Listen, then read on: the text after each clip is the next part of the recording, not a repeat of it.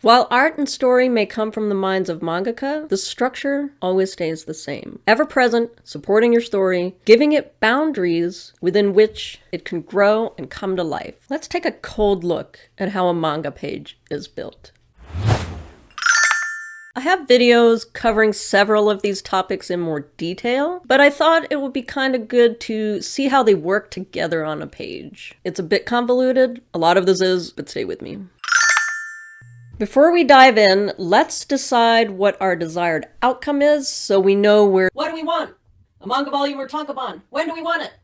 Probably in a year. The most common size in Japan is B6, which is close to digest size. It's this tiny little book that fits easily in your bag. You can read it on the train. And ISO A5 is another common size, and it's actually used by both countries. It's my personal favorite for our large and long words. Manga in the States tends to be closer to a trade paper book size. I found manga paper to be a little narrow for A5, but it isn't hard to adjust digitally. While our minds are thinking about books, I wanted to look at reading direction. Being that manga is from Japan, naturally, it's reverse bound. That is, it goes from right to left with the spine on the right, whereas in the West, our books have a spine on the left. The manga that you read goes right to left. Art that you're viewing is going right to left. The anime is therefore going right to left. Everything that you're taking in is going naturally in a right to left orientation and format. Many indie creators somehow seem to think that the reading direction is a flippant decision and brush it off saying, well, I'm not Japanese. If it was such a minor decision, Tokyopop wouldn't have taken a chance on releasing the work in its original direction. A lot of artists complained when books were flipped here to read left to right that it messed with the art and the intent of the creator. So, really, the language is not the important part here, and the country that you're from is also not important here. Yes, our language is read left to right, but for the most part, their language isn't. So, what they've created doesn't. Therefore, their layouts, their artwork, their compositions all have a right to left flow. And luckily for us, right to left translated manga has been around long enough where readers are used to it. They're fine with it. If they're above 35, it gets a little dicey, but below 30, no problem. Hear me out on this, and I've seen it in action. If you've decided that you love the anime and you're making manga rather than American comics, what visual information do you think you've been learning? You've been working hard to get your art to look right. You've been studying the greats. You've been watching Yusuke Murata scratching away on his YouTube, listening to his TV. You've watched Manben, everything you can find. But everything that you're watching and taking in and learning is going right to left. The manga pages and panels you take inspiration from are going right to left. Everything you copy and practice is going, you guessed it. If for some stubborn reason or some ideological reason you insist that manga can and is written left to right, please drop 5 off the top of your head in the comments. I looked into it, I couldn't find anything. Manga is generally written vertically and therefore is read right to left. There is something called yokogaki, which is horizontal Japanese script that does go left to right, likely from foreign influence and the increased use of computers, email, things like that. So it is a thing, but it isn't used in manga. When it's written in columns, which isn't done in English, it's read right to left, Chinese style, as that's where the written language came from. Text in manga are written in columns. But that's just a detail. The visual cues, the art, the layout, the everything visual is going right to left. So you're absorbing all this information and these skills and you're learning all this way intuitively and naturally, and then you're forcing yourself to go in the opposite direction, and more often than not, it's actually not working because you're crossing the streams and you do 2 opposite things at the same time. If you're determined to do that, maybe consider studying some American comics that go left to right and unlearn some of that intuitive Japanese stuff, keep more of the surface details, look at the way figures are placed, the way scenes are facing, the direction everything is going in, what direction people are moving and running in, where are the bubbles being placed, stuff like that. How does it all flow? Here's my example. And if you recognize yourself, I'm not putting you on the hot seat and calling you out. It's just reading your work and looking really closely at it gave me a complete aha on this. So I really appreciate that. And I wanted to use it as a clear example. So this creator periodically posts a page in a Discord that I'm in. And more often than not, The chat is confused as to what's going on and how to read it. Now, there's a little bit of visual importance issues going on in the artwork. Draftsmanship is quite competent, but everything is kind of given the same importance, so it makes it hard to understand what's going on. But that's a completely separate issue. They sent me their rough draft and an uninked version, so I got to just see, it was a chase scene, I got to just look at the chase itself and realized that while the paneling was going left to right, the action, therefore the running across each panel, stay with me, was going right to left. So in reading it, first hard to know which way to read it, because you naturally wanted to read it right to left, because that's where the characters were going. But the forced paneling reading direction was left to right because they're not Japanese or whatever. So your character goes across the page this way, but then you have to go back behind them to the next panel and read across to the left or right to left. And then instead of going to the next panel forward, you have to go behind them again and zigzag back. So you're zigzagging back and forth, trying to read this chase, and it feels unnatural. It breaks up the flow and makes it really confusing and difficult to read, because really you just want your character to follow a line straight through where you're sending them, so they can just get lost in it and not have to think about it. As an experiment, I flipped the panels individually and tried to keep the layout. Some things I got wrong, some of the details, because I didn't understand what was going on visually because it was backwards. So I flipped the panels, and generally speaking, the flow was a lot easier, because the flow in the individual panels was good. It's just the panels were backwards, so you had to do this weird zigzaggy thing. Does that make sense? And it started making me think, oh, left to right manga are backwards. That's interesting. The artist did claim that no one else has had a problem with this, and honestly, I find that a little hard to believe. People are polite. At any rate, it gave me a deeper understanding of how sequential art is so much more than just the direction and the text.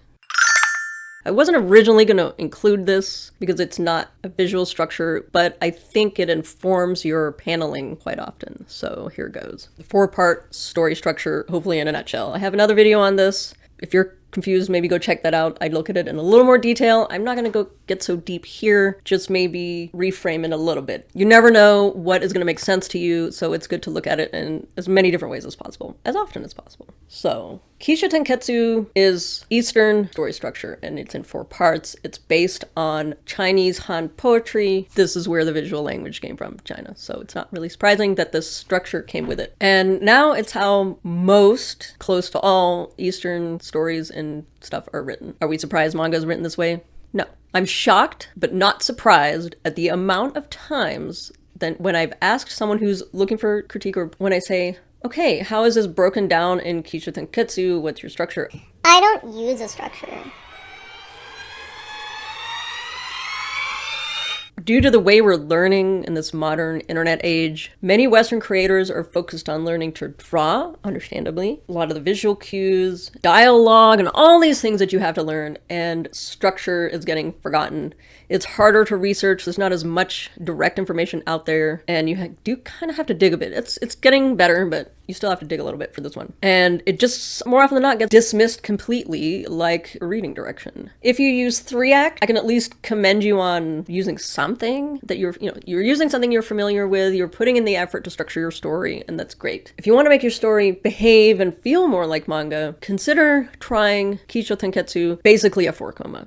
And this structure can shrink and stretch. You can play it out in a page, you can play it out in an epic, it really works large or small. I came across a funny little cheat, but it was for Japanese Sho Ten Ketsu writers to learn and cheat to learn Hollywood 3-act. And the advice was, if you must, ki for act 1, sho and ten together for act 2, and ketsu for act 3. So we would almost be taking act 2 and dividing it. It's a cheat. It's not quite the same because you're not specifically using the nature of the recontextualization of the 3rd part, but it's better than nothing. When you're working on your story and you're conceptualizing it, break down your story into 4 sentences, similar to an elevator pitch.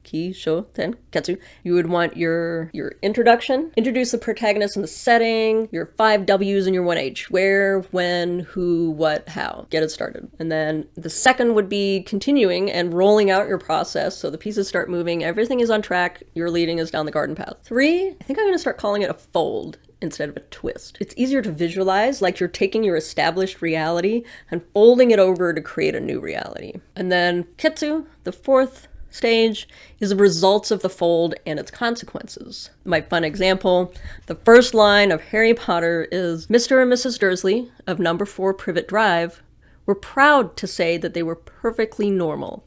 Thank you very much. So we're introduced to this dull suburban couple in dull suburban England who were just fine. Second part, the Dursleys took in their weird orphan nephew who doesn't fit in very well and is shunned for it, even by his own family. I mean, they put him in the cabinet under the stairs.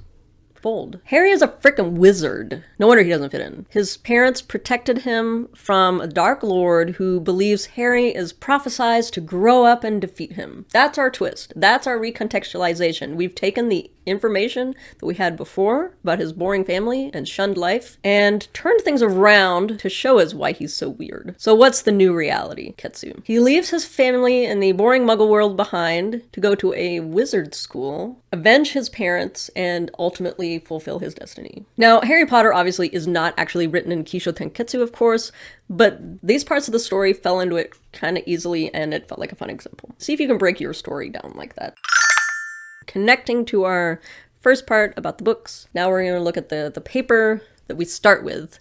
Once you've decided your book size, if you've decided whether you want B6 or digest or trade or A5, then you can decide on your paper. Because what you want at the end of the day is for the ratio to be the same. In Japan, the most common sizes for paper are B5 and B4. B5 is much, because of the blue framing and the crop marks, the paper itself is actually larger. So the margins on the paper are going to be B5 and B4. The smaller B5 size is actually a common size for student notebooks in Japan. Europe probably uses A5 more. We in America use letter standard more. They're all slightly different, but B5 is common notebook. So it's really no surprise that that's what indies use. It's easy to get a hold of, it's cheap, they're used to it, and it's an easier size to photocopy. Photocopy?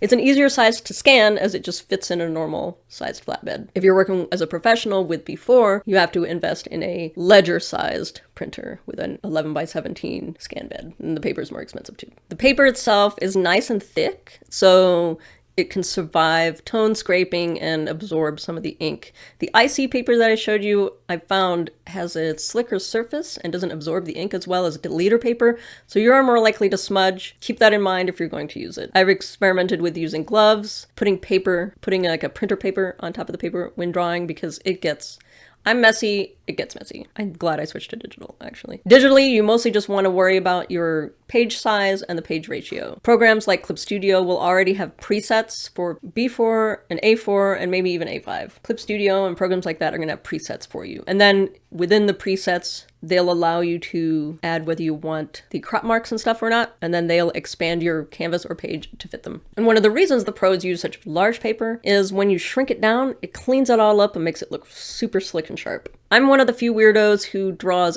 at book size because I like the texture and the chunkiness. But as I said, that's not common and it's kind of just a personal preference and speed. When I draw on the large paper in digital, I can zoom in and take the rest of my life on one page. So I have a video on pre-press that goes over the margins and crop marks in more detail, but because we're talking about white space, let's recap a little bit. So in your doubles page spread, because manga is made in spreads, your reader actually conceives of the entire spread, multiple panels at a time while they're reading. The center margin between the pages is left blank. This is marked on your comic paper or your manga paper. It's going to be swallowed by the spine, so it's not really important to draw there. Maybe you leave it for time, or if you want and you're doing a spread, just draw all the way across, but don't put anything important like a character in that part of the composition because it'll be lost, no one will see it, it's pointless. There is also a 3/4 inch margin around the outside of the page. Think of a novel, right, where you've got the white around the outside and the text in the middle. This is the same for a manga page,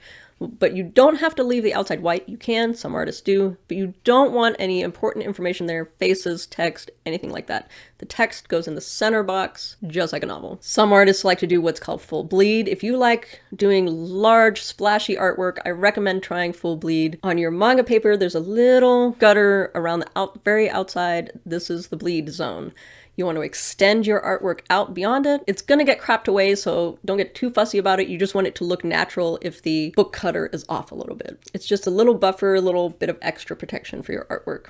If you don't do that, you have like a weird mini white edge around the page and it looks funny. And if you do manga competitions, many of them ask, put your artwork in the center block or do it full bleed off the page, but no weird in between. While margins are a image and text safety thing from our days as printers, printing physical books, the gutters are a more visual and guidance form of white space. And they're important. They give slight rest to the eye to make it easier for your brain to sort through all the information, and it tells you how to read it.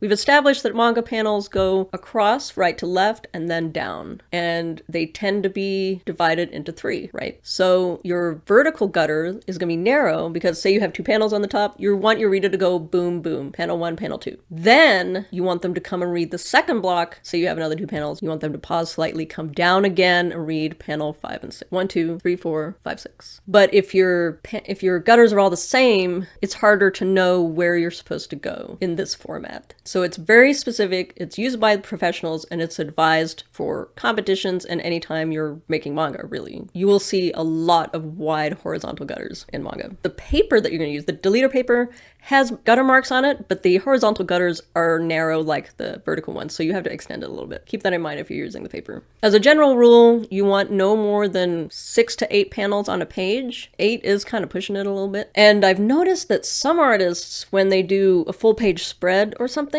will still break the composition up into 3s visually, which was interesting to notice. So that's kind of fun to play with. Older style manga works more with 4 panels in a 4-koma type style, but apparently that's going by the wayside. More and more artists are using 3. In my research for this video, I came across a fun phrase, delightfully in mistranslated English. People read manga by inducing gaze. Eye guidance, really. Eye guidance is really important in sequential art. By carefully selecting your panel shape and sizing, you're separating them with the right size gutters and pinning them in with the margins, you can lead your reader around the maze of your compositions and text.